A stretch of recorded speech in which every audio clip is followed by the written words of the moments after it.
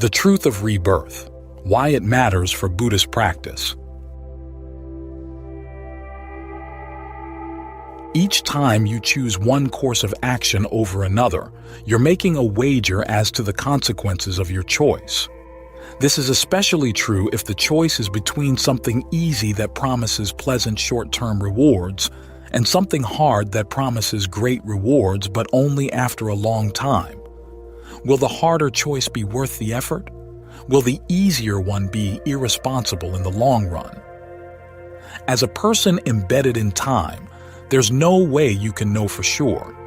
To begin with, there are the particulars of your own personal future. Will you or those you love live long enough to experience the results of your choices? Will disaster interfere to wipe out everything you've done? Then there are the larger uncertainties of life in general. Do we even have choices in our actions? Or are all our choices predetermined by some past or outside power beyond our control? If we do have choices, is it worthwhile to struggle over difficult ones? Do they really matter? And even if our choices do matter, how far into the future should we calculate the consequences? Do they shape only this life, or can they shape lives after death? Arguments based on logic or reason have never been able to settle these issues conclusively. The world's great religions don't agree on their answers, and the empirical sciences have no way of answering these questions at all. Yet we all keep having to grapple with these questions. We don't leave it at, "I don't know," and refuse to entertain them, for even the refusal to think about these things is a wager that ultimately they won't matter. The Buddha taught, however, that they do matter a great deal, and that awakening, in going beyond the dimensions of space and time, gives perspective on how choices operate within those dimensions. You see that choices are real, that they do make a difference, and that the consequences of your choices can shape not only this life but also many lifetimes in the future. As long as the mind still has the craving that leads to rebirth after death. Prior to awakening, you can't know these things for sure. But as the Buddha states, if you want to gain awakening and to minimize suffering in the meantime, it's wisest to assume these principles as working hypotheses. Of course, that's taking the Buddha at his word, which, as long as you haven't gained awakening, is a wager too. The purpose of this small podcast on the Buddha's teachings about rebirth is to show why, as you engage repeatedly in the wagers of action, the wisest course is to place your bets with him. Rebirth has always been a central teaching in the Buddhist tradition. The earliest records in the Pali Canon, Majjhima Nikaya 26, Ariyapariyesana Sutta, the Noble Search, Majjhima Nikaya 36, Mahasakaka Sutta, the longer discourse to Sakaka, indicate that the Buddha, prior to his awakening, searched for a happiness not subject to the vagaries of repeated birth, aging, illness, and death. One of the reasons he left his early teachers was because he recognized that their teachings led not to the goal he sought, but to rebirth on a refined level. On the night of his awakening, 2 of the 3 knowledges leading to his release from suffering focused on the topic of rebirth. The first showed his own many previous lives. The second, depicting the general pattern of beings dying and being reborn throughout the cosmos, showed the connection between rebirth and karma, or action. When he did finally attain release from suffering, he recognized that he had achieved his goal because he had touched a dimension that not only was free from birth, but also had freed him from ever being reborn again. After he had attained release, his newfound freedom from rebirth was the first realization that occurred spontaneously to his mind. When teaching the path to awakening to others, he defined the 4 stages of awakening achieved by the path in terms of how many rebirths remained for those who reached them, up to 7 for those reaching the first stage, 1 return to the human world for those reaching the second, rebirth followed by total liberation in the pure abodes for those reaching the third, and no rebirth for those reaching the fourth, Anguttara Nikaya, AN 3.86. On occasion, when one of his disciples who had not reached full awakening passed away, he would comment on the disciple's rebirth, as when Anathapindika, the householder, after his passing, appeared to the Buddha as a heavenly being, Majjhima Nikaya 143. When any of the Buddha's fully awakened disciples passed away, he would state that one of the amazing features of their passing was that their consciousness could no longer be found in the cosmos. Rebirth, he said, happened to those who still had clinging, but not to those who didn't, Samyutta Nikaya 44.9. And one of his own amazing attainments as Buddha, he said, was that after the end of this life, the world would see him no more, Digha Nikaya 1. When discussing more mundane topics, such as the rewards of generosity and virtue, he would cite the rewards they brought not only in this life, but also in future ones. Even in cases where he was asked specifically to confine his discussion to the present life, he would end the discussion by referring to the rewards of these skillful actions after death, and 5.34 and 7.54. So the theme of rebirth is woven inextricably throughout the Buddha's teachings, and freedom from rebirth has been a central feature of the Buddhist goal from the very beginning of the tradition.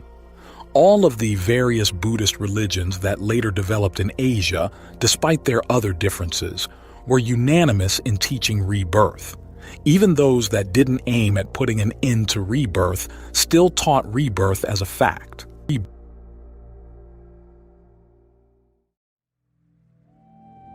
Buddhism comes to the West. Yet, as these Buddhist religions have come to the West, they have run into a barrier from modern Western culture. Of all the Buddha's teachings, rebirth has been one of the hardest for modern Westerners to accept. Part of this resistance comes from the fact that none of the dominant worldviews of Western culture, religious or materialistic, contain anything corresponding to the idea of repeated rebirth. Plato taught it, but, aside from an esoteric fringe, few in the modern West have treated this side of his teaching as anything more than a myth.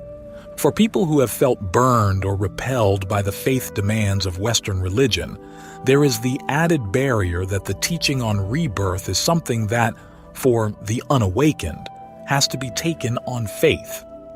They would prefer a Buddhism that makes no faith demands, focusing its attention solely on the benefits it can bring in this life.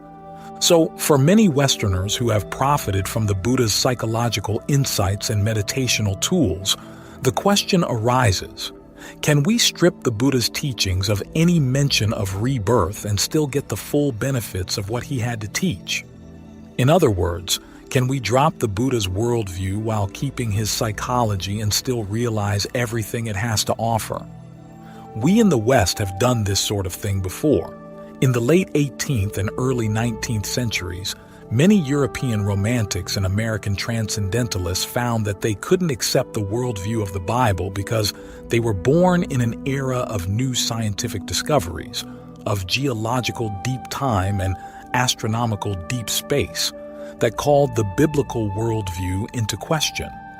Nevertheless, they valued many of the psychological teachings the Bible contained, so they developed an historical approach to the Bible, stating that its worldview may have fit in with the cultural presuppositions of the time when it was written, but that worldview had to be discarded as science advanced. Only then could the Bible's psychological insights survive in the modern world, and not only survive, actually develop to a higher level.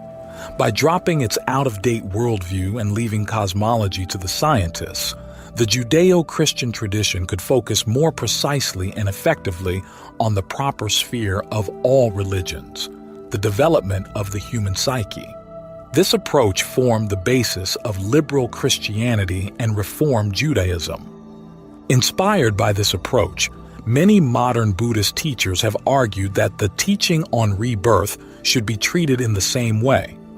In their eyes, Rebirth was simply a cultural presupposition of the Buddha's time, and because it no longer fits in with our cultural presuppositions and scientific beliefs, the time has come to discard it so as to help the Buddhist tradition advance.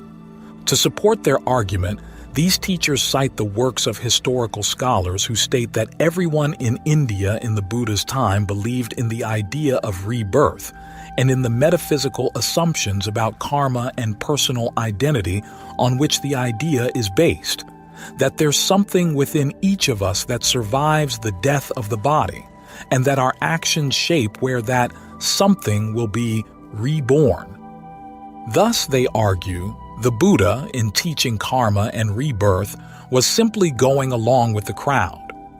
A stronger version of this argument holds that the teaching on rebirth was not merely irrelevant to the Buddha's essential message, it was actually antithetical.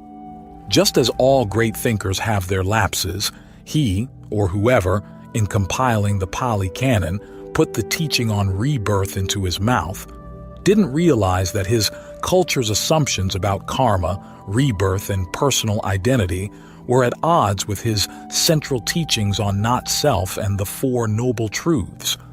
Now that we no longer hold to those assumptions and have replaced them with more reliable scientific notions of human action and the metaphysics of personal identity, we're in a better position to drop the idea of rebirth and reshape the Buddhist tradition so that it focuses more clearly on the Buddha's central insight and the main purpose of his teaching, the ending of suffering in the here and now. The irony of this argument is that when we check it against the actual historical evidence, we find that it has everything backwards. The actual facts are these. 1. The idea of rebirth was far from universally accepted in India during the Buddha's time. Some schools of thought actively rejected it, others affirmed it, and thinkers on both sides offered widely differing metaphysical ideas about personal identity in support of their positions. In other words, even those who agreed that rebirth did or didn't happen disagreed as to what was or wasn't reborn. At the same time, those who did agree in teaching rebirth disagreed on the role played by karma, or action, in the process of rebirth. Some maintained that action influenced the course of one's lives after death. Others, that it played no role at all. 2. Thus, the Buddha, in teaching rebirth and its relation to karma, was actually addressing one of the hot topics of the time. Because he didn't always take up controversial topics, he must have seen that the issue passed the criterion he set for which topics he would address, that it be conducive to putting an end to suffering. And in fact, he made rebirth an integral part of his explanation of mundane right view, the level of right view that provides an understanding of the powers and consequences of human action that allows for the possibility that human action can put an end to suffering. 3. He also made rebirth an integral part of his explanation of the Four Noble Truths and the understanding of causality, dependent co-arising, on which those truths are based. Because dependent co-arising contains many feedback loops, in which one factor reproduces the factors that feed it, it's a self-sustaining process with the potential to maintain itself indefinitely. This is why birth has the potential to keep repeating as rebirth until something is actively done to cut the feedback loops that keep the process going. At the same time, because dependent co-arising operates on many scales, from the micro level of events in the mind to the macro level of lifetimes across time in the cosmos, it shows how micro events can lead to rebirth on the macro scale, and conversely, how the practice of training the mind can put an end to all forms of suffering, including rebirth, on every level. What this means in practice is that no matter how much you observe the events of dependent co-arising in the present moment, if you don't appreciate their potential to sustain one another indefinitely, you don't fully comprehend them, and if you don't fully comprehend them, you can't gain full release from them. 4. In discussing rebirth, the Buddha differed from the other schools of the time in that he didn't base his position on a metaphysical view of personal identity, that is, on defining what it is that gets reborn. By placing rebirth in the context of dependent co-arising, he was presenting it in a phenomenological context, that is, one that focused on phenomena as they can be directly experienced, and that refused to take a stand on whether there is a reality of things underlying them. His purpose in taking this sort of position was pragmatic and strategic. By focusing on events and processes as they're directly experienced, you can redirect them, through the power of attention and intention, away from the suffering they normally cause and toward a deathless happiness. In this way, the Buddha's approach, instead of being metaphysical, bears similarities to modern schools of philosophy, phenomenology, and pragmatism that avoid getting involved in metaphysical assumptions about a reality behind direct experience. 5. The fact that the Buddha suggested that his contemporaries drop their metaphysical assumptions about personal identity if they wanted to practice the path suggests that he would make the same suggestion to people in the modern world. To get the most out of his teachings, it's necessary to recognize that we have metaphysical assumptions about personal identity and the world, and that, unless we put them aside, those assumptions will prevent us from looking deeply enough at immediate experience in the terms described in dependent co-arising. To see experience in terms of dependent co-arising means identifying the mental events and choices that lead to rebirth and other forms of suffering, and developing the knowledge that can put them to an end. In other words, part of the practice even today lies in confirming that the Buddha was right about the connection between karma and rebirth, and that his rightness was timeless. These teachings are integral to the Four Noble Truths, and in particular to the path of practice leading to the end of suffering. To discard these teachings won't help Buddhism to advance. It will prevent the teachings from fulfilling their purpose. Although it's possible to gain some benefit from the Buddha's teachings without accepting what he said about rebirth, if we want to get the most out of his teachings, we owe it to ourselves to give his statements on rebirth a fair hearing. Because rebirth is such an important working hypothesis in following the path all the way to the end of suffering, and because misinformation on these points is so widespread, it's necessary to discuss the Buddha's actual teachings and their context in some detail.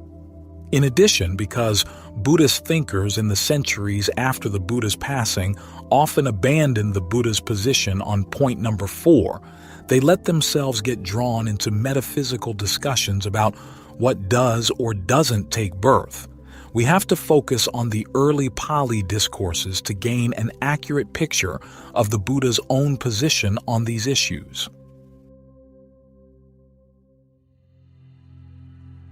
An ancient controversy.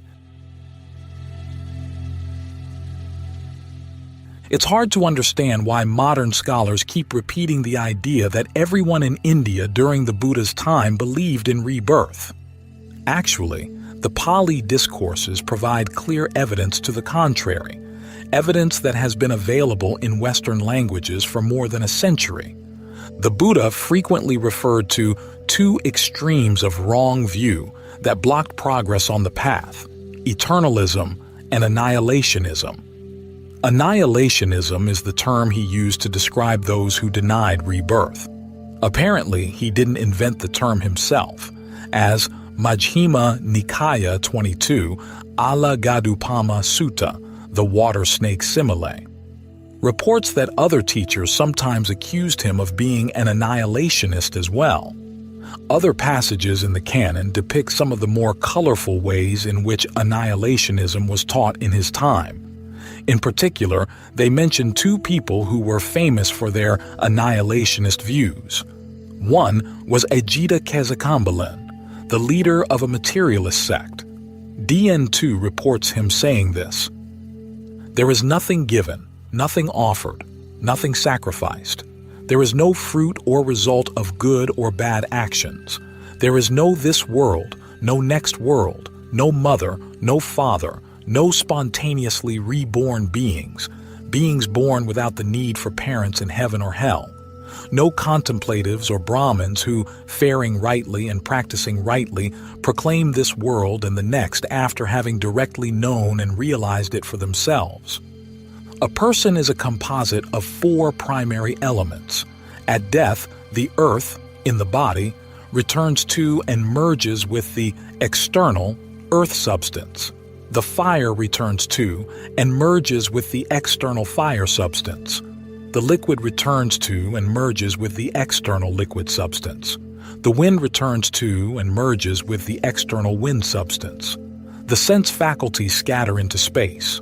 Four men, with the bier as the fifth, carry the corpse.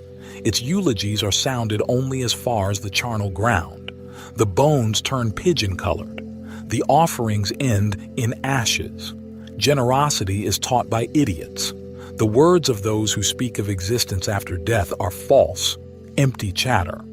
With the breakup of the body, the wise and the foolish alike are annihilated, destroyed. They do not exist after death. Digha Nikaya Samanaphala. Sutta 2. The Fruits of the Contemplative. Another famous annihilationist was a prince named Payasi. DN 23 states that he held a materialist view similar to Ajita Kesakambalan, and that he used his power to execute criminals as an opportunity to conduct gruesome, quasi-scientific experiments to test whether any part of a human being survived death. He reported these experiments to one of the Buddha's followers, a monk named Kumara Kassapa, and two of the experiments were these. There is the case, Master Kassapa, where my men, having caught a thief, a wrongdoer, present him to me, saying, Here is a thief, a wrongdoer for you, Lord. Decree for him whatever punishment you wish. And I say, Very well then, masters, having placed this man while still alive in a clay jar, having sealed the mouth, having covered it with a damp skin, having plastered it with a thick layer of damp clay, having set it in a furnace, light the fire. They, responding, Very well to me, having placed the man while still alive in a clay jar, having sealed the mouth, having covered it with a damp skin, having plastered it with a thick layer of damp clay, having set it in a furnace, light the fire. When we know the man has died, then, removing the jar, breaking through the seal, opening the mouth, we look carefully, thinking, maybe we'll see his soul escaping. But we don't see his soul escaping. There is the case, Master Kassapa, where my men, having caught a thief, a wrongdoer, present him to me, saying, Here is a thief, a wrongdoer for you, Lord. Decree for him whatever punishment you wish. And I say, Very well then, masters, having weighed this man with a scale while still alive, having strangled him to death with a bowstring, weigh him with the scale again. They, responding, Very well to me, having weighed the man with a scale while still alive, having strangled him to death with a bowstring, weigh him with the scale again.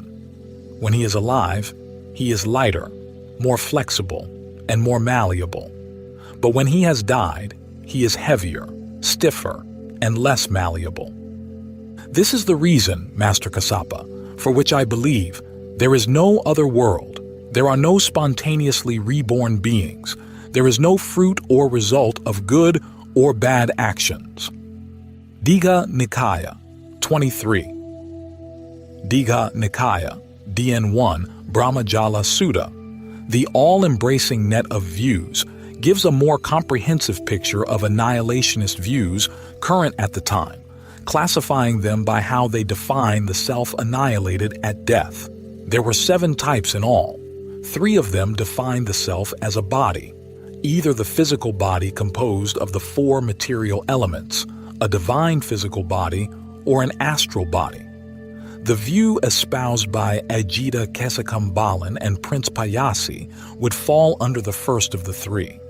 4 other annihilationist views, however, define the self as formless, experiencing the dimension of infinite space, of infinite consciousness, of nothingness, or of neither perception nor non-perception. In each of the 7 cases, these doctrines state that the self, however defined, perishes and is annihilated at death. As for the non-Buddhist schools that affirm the idea of rebirth, the Pali Canon explicitly names at least 4: Brahmins, Jains, and 2 contemplative Samana schools, one led by Makali Gosala and the other by Pakuda Kachayana. We know from other sources that the Jains and some Brahmins affirm that action played a role in shaping rebirth. The canon shows, however, that the other 2 teachers denied that action played any role in rebirth at all. Makali Gosala, though one might think, through this morality, this practice, this austerity, or this holy life, I will ripen unripened karma and eliminate ripened karma whenever touched by it. That is impossible. Pleasure and pain are measured out. The wandering on is fixed in its limits. There is no shortening or lengthening, no accelerating or decelerating. Just as a ball of string, when thrown, comes to its end simply by unwinding, in the same way, having transmigrated and wandered on, the wise and the foolish alike will put an end to pain. Pakuda Kakayana. There are these 7 substances, unmade, irreducible, uncreated, without a creator, barren, stable as a mountain peak, standing firm like a pillar, that do not alter, do not change, do not interfere with one another, are incapable of causing one another pleasure, pain, or both pleasure and pain. Which 7? The earth substance, the liquid substance, the fire substance, the wind substance, pleasure, pain, and the soul as the 7th.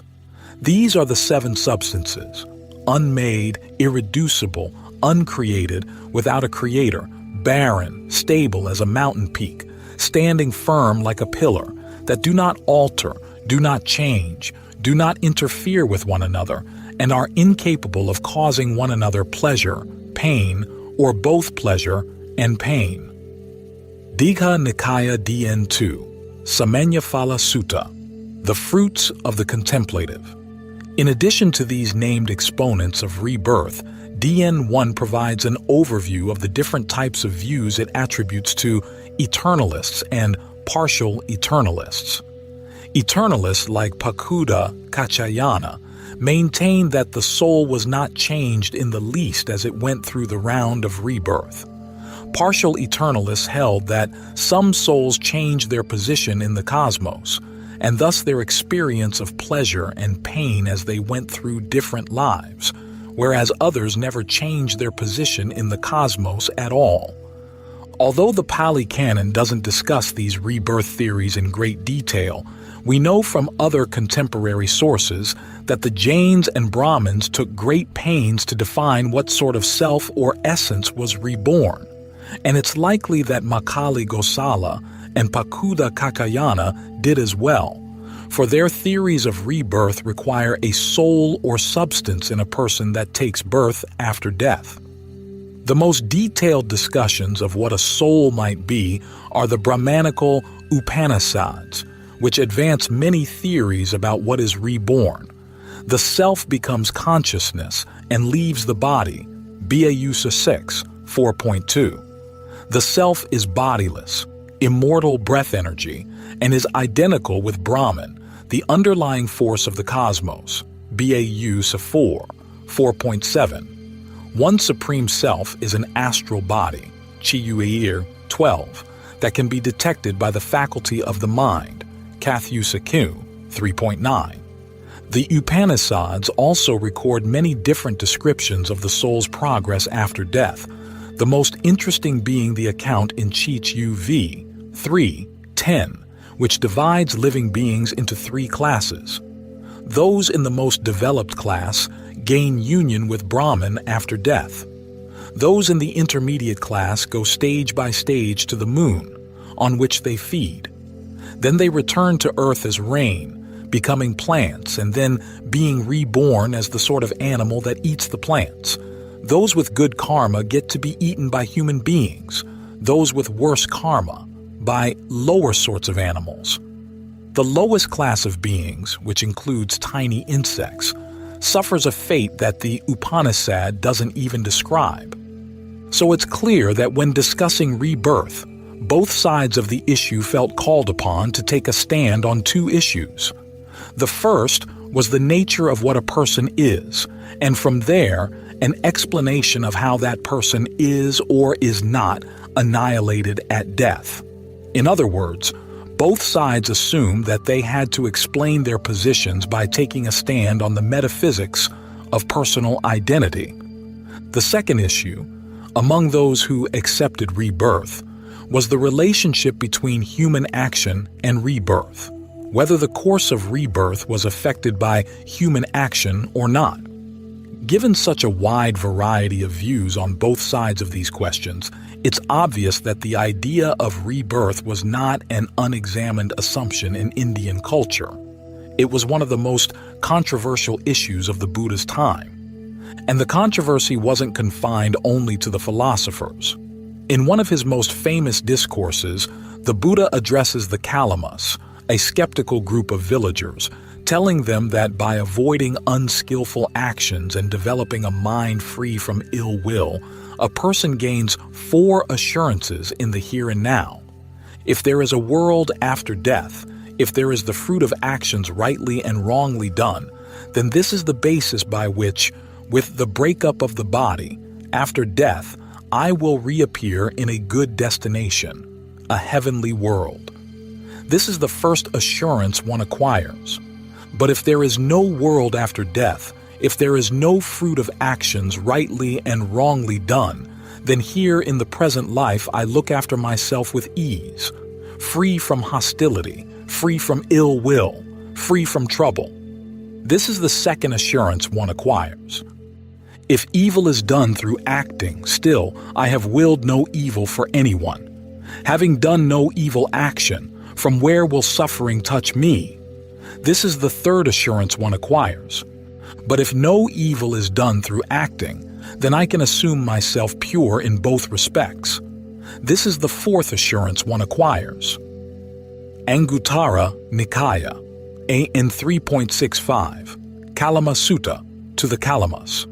If the idea of rebirth and its connection with karma had been universally accepted in ancient India, the Buddha wouldn't have had to offer these assurances to the Kalama villagers.